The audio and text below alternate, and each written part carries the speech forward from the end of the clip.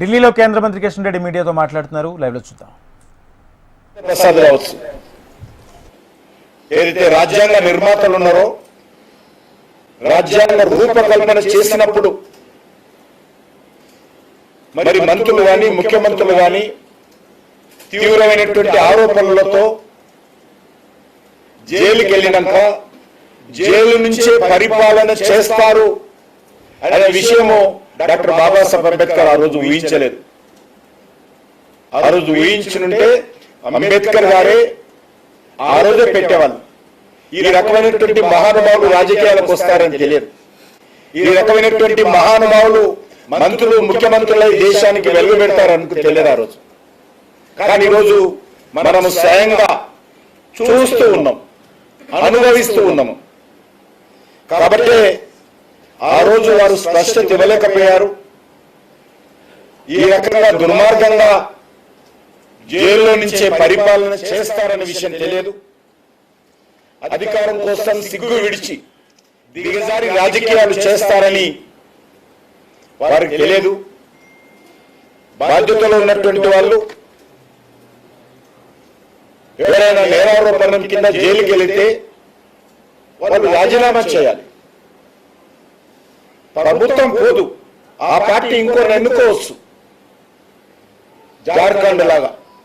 అంతే తప్ప వ్యక్తుల కోసం వ్యవస్థను దిగదార్చే విధంగా ప్రజలలో నవ్వుల పాలయ్యే విధంగా ఈరోజు కొంతమంది వ్యక్తులు అధికారాన్ని విడిచిపెట్టకుండా జైల్లో ఉండి పరిపాలన చేస్తున్నటువంటి విషయాలను మనం చూస్తా ఉన్నాము. ఢిల్లీ ముఖ్యమంత్రి అరవింద్ కేజ్రీవాల్ 6 నెలలకు పైగా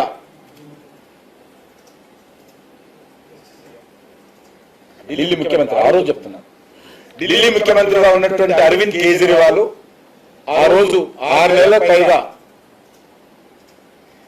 జైల్లో ఉన్నప్పుడు జైల్లోనే రివ్యూ మీటింగులు పెట్టేవాడు. ఐఏఎస్ ఆఫీసర్స్, ఐపీఎస్ ఆఫీసర్స్ జైల్లోకి వెళ్ళి ఆయన ఆదేశాలు తీసుకునే వాళ్ళు అక్కడ సమీక్ష సమావేశాలు పెట్టేవారు.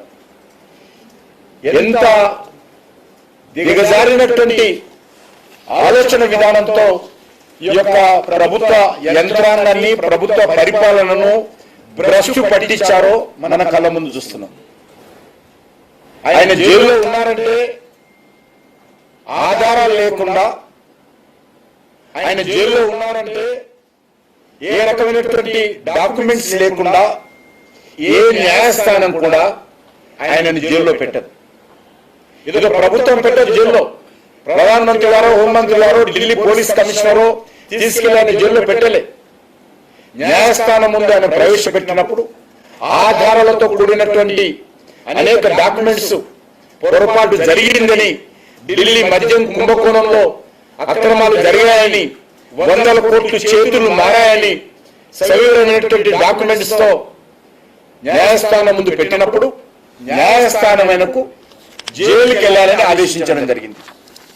అయినా కూడా ఆయన రాజీనామా చేయలేదు. మరి ఈ రకమైనటువంటి వ్యవస్థ ఈరోజు మనం చూస్తా ఉన్నాము.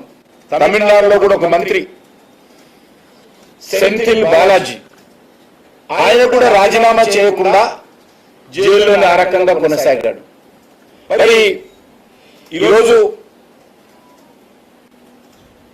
డాక్టర్ బాబాసాహెబ్ అంబేద్కర్ రూపకల్పన చేసినటువంటి రాజ్యాంగము, రాజ్యాంగ స్ఫూర్తికి, నైతిక విలువలకు పెద్దపీట వేసింది. కానీ ఈరోజు కొంతమంది నాయకులు డాక్టర్ బాబాసాహెబ్ అంబేద్కర్ రాజ్యాంగ స్ఫూర్తికి, నైతిక విలువలకు